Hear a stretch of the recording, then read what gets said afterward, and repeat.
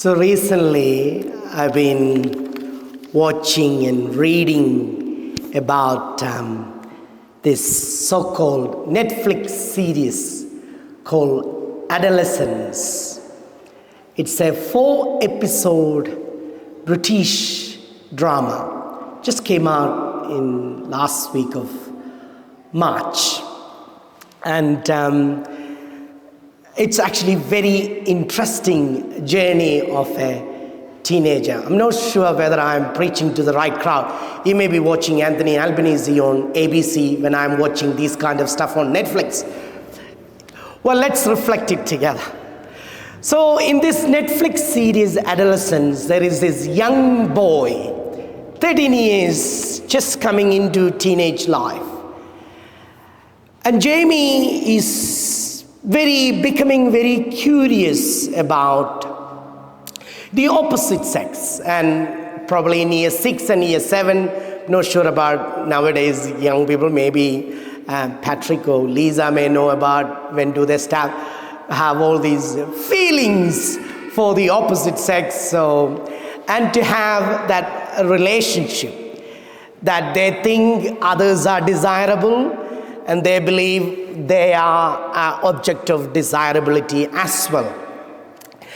And this curiosity develops in Jamie as a teenager. But then he meets with rejection. And he doesn't have any support to understand this desire for women or girls. And now that there is rejection, he doesn't know how to deal with rejection. So because of this online world, he turns into the online sort of the field of hyper masculinity. People like Andrew Tate. I don't know whether, again, you are familiar with Andrew Tate. I'm sorry I'm preaching about him. Andrew Tate is this hyper-masculine figure with six-pack and always walk around without shirt. He has got a cigar, fast cars, too many girls around him. And he's a real person. And he is got a lot of online following from young men, probably like Jamie, who is the character in this series, in Netflix series. So Jamie finds hope, friendship in this hyper-masculine world where they talk about getting women who they can't get. They talk about don't be a weak man, but be a masculine, macho man, overpower girls, and if they can't like you, get them somehow. And Jamie is formed into this. And Katie, who is Jamie's apparent crush, Jamie is a very confident woman. She is not like a submissive, weak woman. Katie is a very confident, attractive. She has her own desires and dreams. So Jamie can't get to Katie. And in the end, in the series, we see Jamie kills Katie, and that's sort of the whole drama. Very interesting drama. You can watch it on Netflix. If you don't have an account, I can share that with you. Now, Jamie is not a violent person. Jamie struggles to understand masculinity and sexuality. And Jamie is not alone. I am also part of Jamie.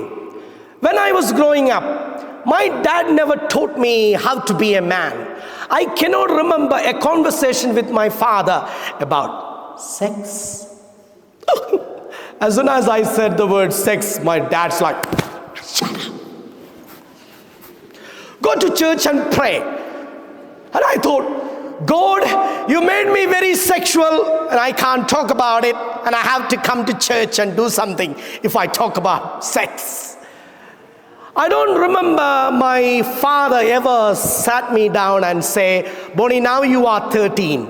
You're going to have feelings. And these feelings are going to look like 1, 2, 3. And you're going to have all these attractions. There are things going to change in your body.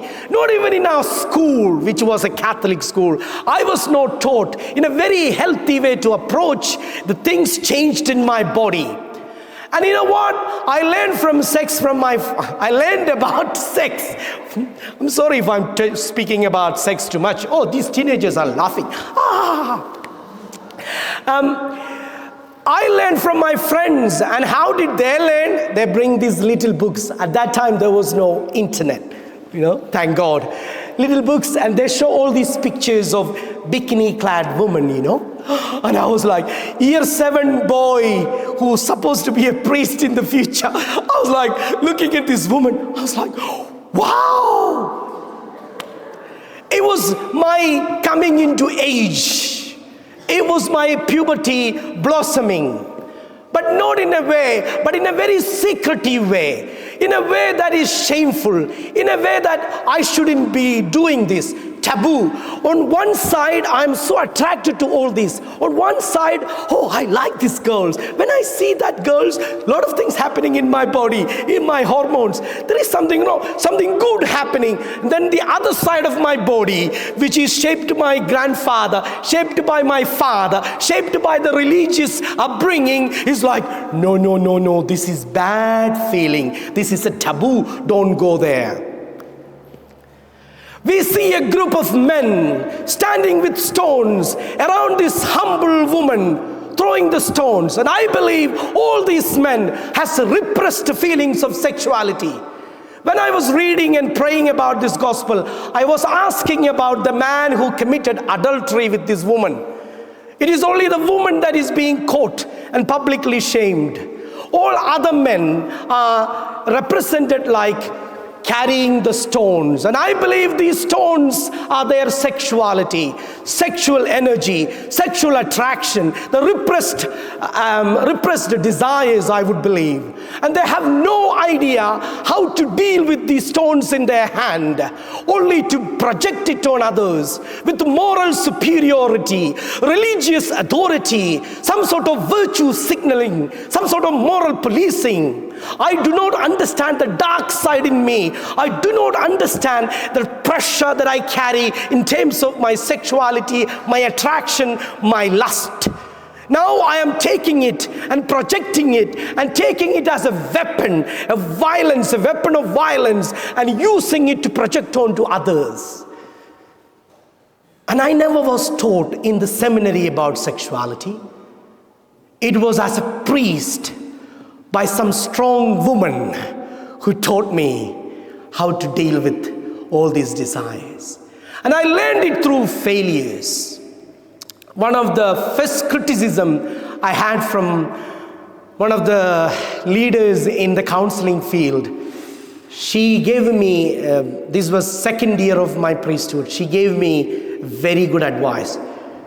She told me, Bonnie, you don't know how to relate with women.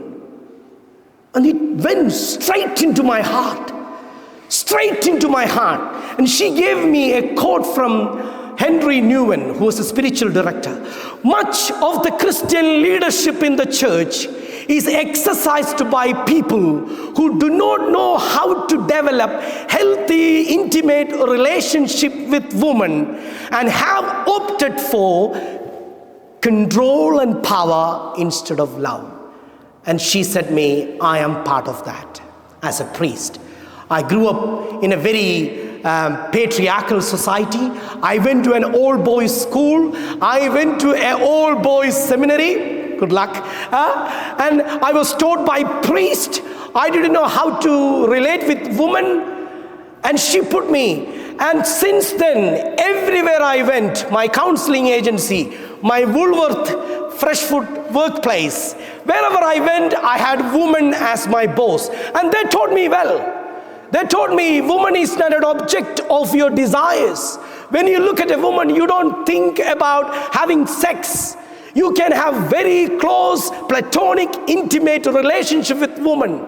And you don't have to be afraid as a man to relate with women. That was such a freedom, and I had to learn it from real people. I didn't learn it from my church circle. My church circle taught me to be how to hide behind moral policing, how to hide behind virtue signaling. But that is not the way Jesus teaches us. Jesus teaches us everyone is created in the image and likeness of God, and no one is a virtue signaling person. Everyone is a sin, everyone is broken. What we can do is to be able to accept the darkness in our lives and be at home with it, and be able to look into God and say, Lord, as much as anyone else, I need your mercy, I need your help to relate with each other in a very freeing, very loving manner, rather than coming across as a controlling, powerful figure. And when I stopped repressing my sexual feelings as a priest, I became a very free man. I'll give you an example. I was in the gym one day. These days, the woman comes very good looking in the gym, you know. And I start to work out, and I saw this woman passing. I was like, oh. You know, you are tired, you are really struggling, and this woman passing by, I was like, oh, I'm so attracted. There goes my gym moment. I'm trying to do weights, but I'm following her. You know, and I thought, Lord, and there is part of me as a priest, Bonnie, this is Warwick. People are going to, no, you are supposed to be a good man, you know. Now I was like, wake up, wake up. But you know what? I caught myself immediately. I said, what is happening to you, Bonnie, right now? Yes, there is a woman. She's very good looking. She's very attractive. And there is something happening in me. I acknowledge that. I accept that. Yes. Now I let it go. Well, she vanished in front of me like a cloud. If I had repressed it, it would become either a stone that I will project onto her, saying, how can she dress like that? She's a lustrous woman. Or I would say, this whole world is sinful, I am leaving gym. But rather, I stood there, experienced my humanity by allowing myself to elevate my experience and seeing as a woman rather than as an object. Jesus calls us to healthy relationship. Amen.